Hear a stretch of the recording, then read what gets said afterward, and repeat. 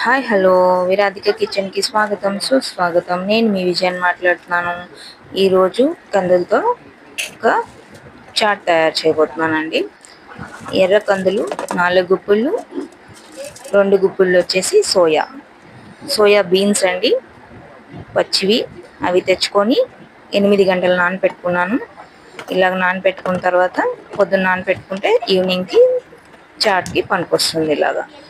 ఇలా కుక్కర్లో అత్తెసరిలో పెట్టుకొని 1 స్పూన్ నూనె, 1 స్పూన్ ఉప్పు వేసుకొని కుక్కర్ మూత పెట్టుకొని హై ఫ్లేమ్లో 1 విజిల్ రానిచ్చాలి. అలాగే ఐదు విజిల్స్ వచ్చేసి స్లో ఫ్లేమ్లో, అంటే మీడియం ఫ్లేమ్లో కానీ స్లో ఫ్లేమ్లో పెట్టి ఉడకబెడితే త్వరగా ఉడుకుతుందండి, మంచిగా మెత్తగా ఉడుకుతుంది. అలాగే 1 ఉల్లిపాయ సన్నగా తరిగి పెట్టుకుందాం. అలాగే 2 టమాటాలు సన్నగా తరిగి పెట్టుకుందాం. శుభ్రం చేసిన కొత్తిమీర, పుదీనా తరిగి పెట్టుకుందాం. ఇలాగా 1 క్యారెట్ని తురిమి పెట్టుకుందాం. కుక్కర్ ఉడికిపోయిందండి, విజిల్స్ వచ్చేసినాయి.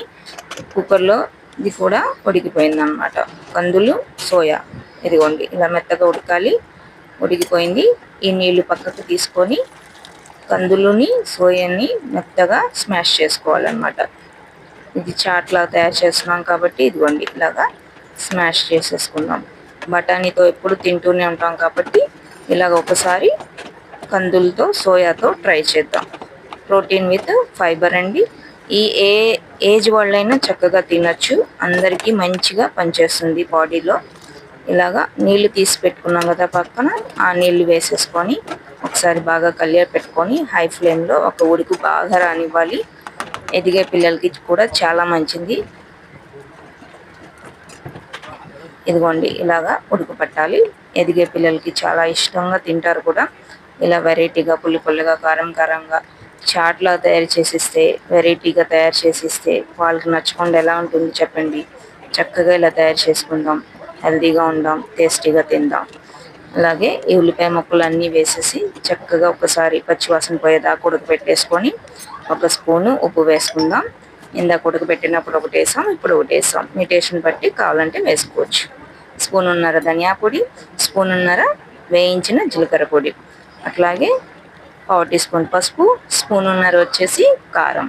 చక్కగా ఇలా వేసుకొని బాగా ఉడకనివ్వాలండి. మంచిగా ఈ మసాలాలన్నీ పట్టాలి. అట్లాగే తురుముకున్న క్యారెట్ అది వేసేసుకుందాం. ఇలాగా బాగా ఉడకనివ్వాలి, చక్కగా దగ్గర పడనివ్వాలన్నమాట. దగ్గర పడింది చూడండి. ఈ టైంలో వచ్చేసి టమాటో కెచప్ వేసుకొని, పిల్లలు తింటున్నారు కాబట్టి వాళ్ళకి టేస్ట్ తగ్గట్టు తయారు చేద్దాం. అలాగే మనకు కూడా రుచిగానే ఉంటుంది. 3 నుంచి 4 స్పూన్ల నిమ్మకాయ రసం పొయ్యి కట్టేసిన తర్వాత వేసుకోవాలి. ఇలా వేసుకున్న తర్వాత సర్వ్ చేసుకుందాం అండి.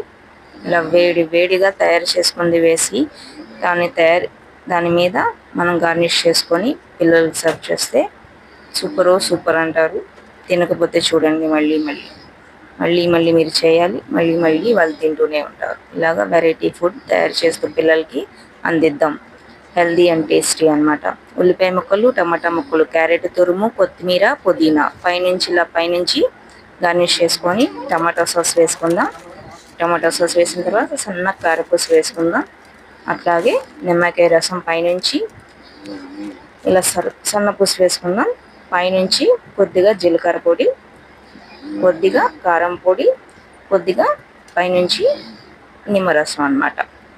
టచింగ్ అనమాట. పైనుంచి ఫ్రెష్గా టేస్ట్ వస్తుంది. ఇలాగా చూడండి ఎంత కలర్ఫుల్గా ఉందో కదా.